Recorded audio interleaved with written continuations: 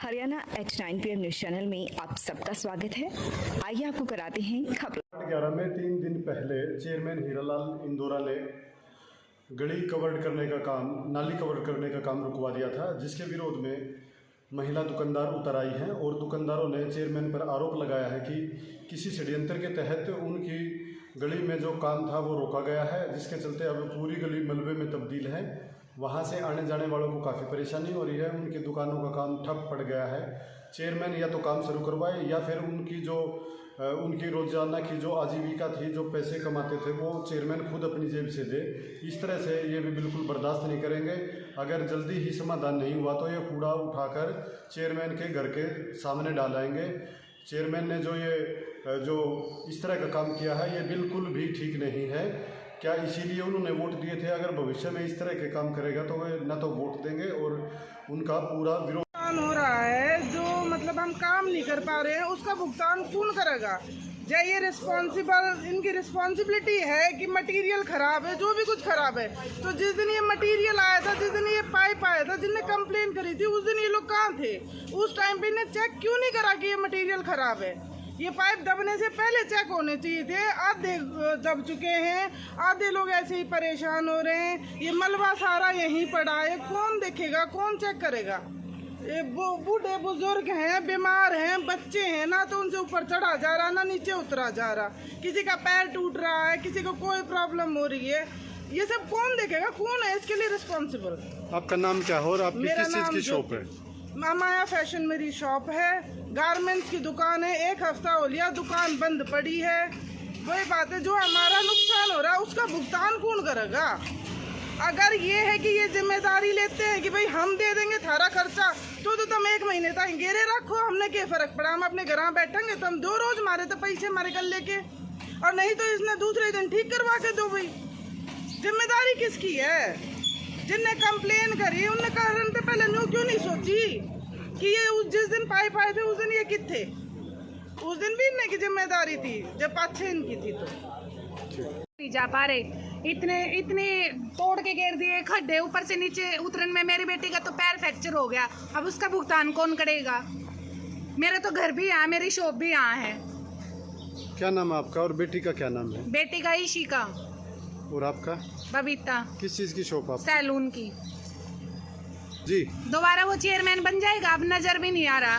तब तो घर घर जाके वोट मांग रहा था, वोट मिल गई तो उसको बन गया, तो अब उसका आता पता नहीं है। अब आके भी नहीं देख रहा। 1 हफ्ते से इतने परेशान हो रहे, बच्चे स्कूल तक नहीं जा पा रहे। बताओ, किसने काम रुकवाया है आपका? हमारा चेयरमैन ने रुकवाया। हाँ कि काम रोक दो। तब कहाँ था चेयरमैन? तब ये मटेरियल आया था। जी, क्या नाम आपका? क्या कहना सर, मेरा नाम पूजा है और मेरा घर भी यहीं है और मेरी दुकान भी यहीं है। पिछले 10 दिन से ना तो मैं काम कर पा रही हूँ, और हमारे घर का जब ये तोड़ा गया था उसमें हमारे पब्लिक टॉयलेट का पाइप है वो भी टूट गया। आप 10 दिन हो गए हम बाहर जाके यूज़ कर रहे हैं प्राइवेट पब्लिक में। वैसे तो गवर्नमेंट कहती है स्वच्छ अभियान, लेडीज़ को इतनी महत्ता देती है, आज वो कहाँ है सरकार? और जिनके घर में चाय पानी पिया चेयरमैन ने, एक बार भी हमारे घर तो नहीं आए देखने कि भाई इनकी क्या समस्या। और जिस दिन इन्होंने पाइप बंद करवाए उस दिन इन्होंने क्या किया? सिर्फ एक जगह पर खड़े होकर निर्णय ले लिया कि रोक दिया जाए। कम से कम हमसे तो पूछ लेते। जिस शिकायतकर्ता ने शिकायत करी है सिर्फ उसके घर के आगे खड़े रहे और बस निर्णय सुना के चले गए।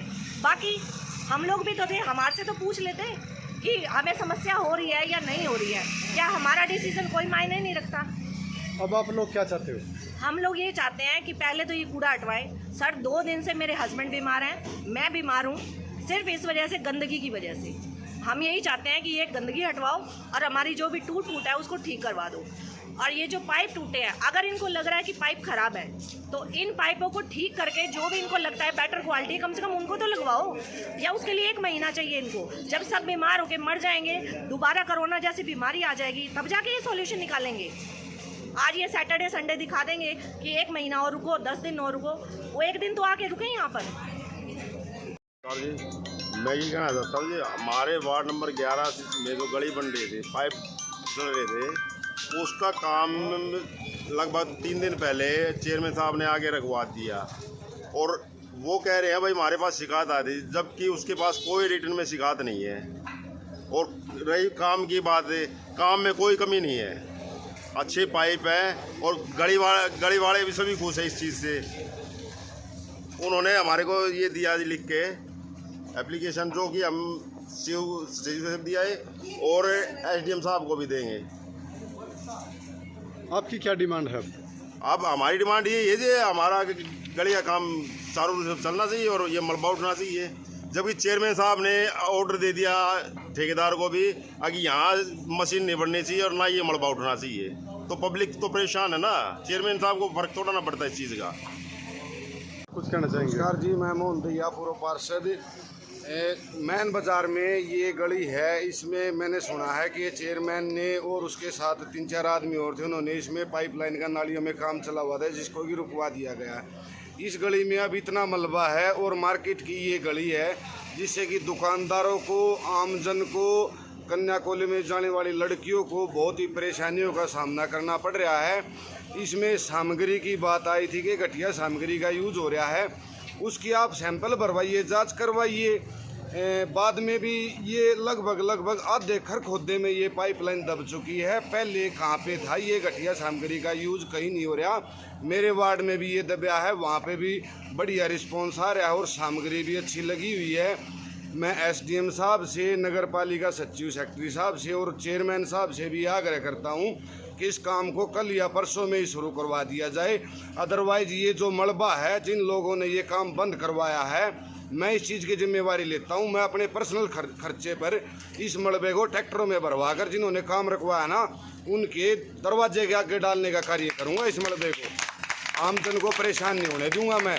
जो जांच होनी है वो होनी है, वो अपने सतर पर होती रहेंगी। आप आमजन को तो परेशान मत कीजिए ना।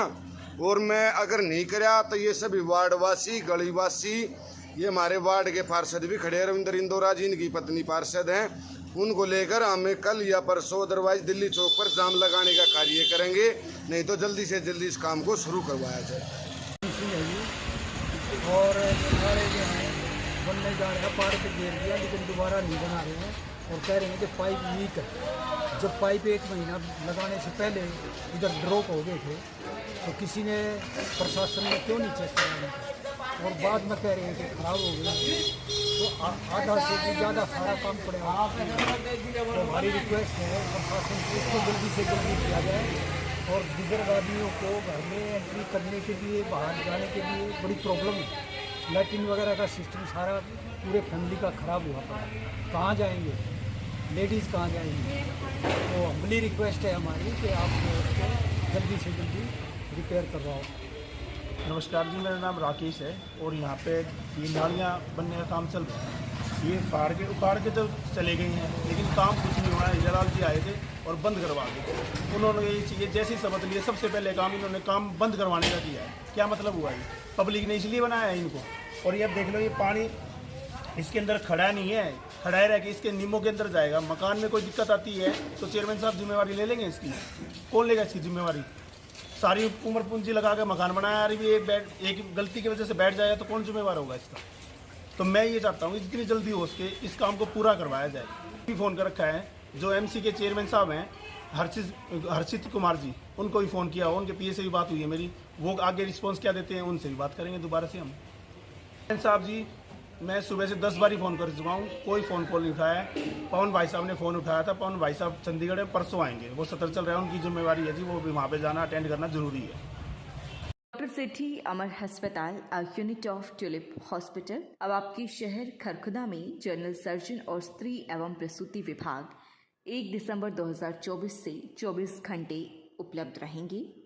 Doctor Prince MBBS MS general surgery, doctor Sumera MBBS MS OBS and gynae, private panel उपलब्ध और ECHS एवं Ayushman Bharat in process. Rohtak road, Kharkhoda, Sonipat. दूरभाष 0130 29 831 32 895 040 40 64। लगातार खबरों से बनी रहने के लिए चैनल को लाइक, सब्सक्राइब और शेयर जरूर करें। धन्यवाद।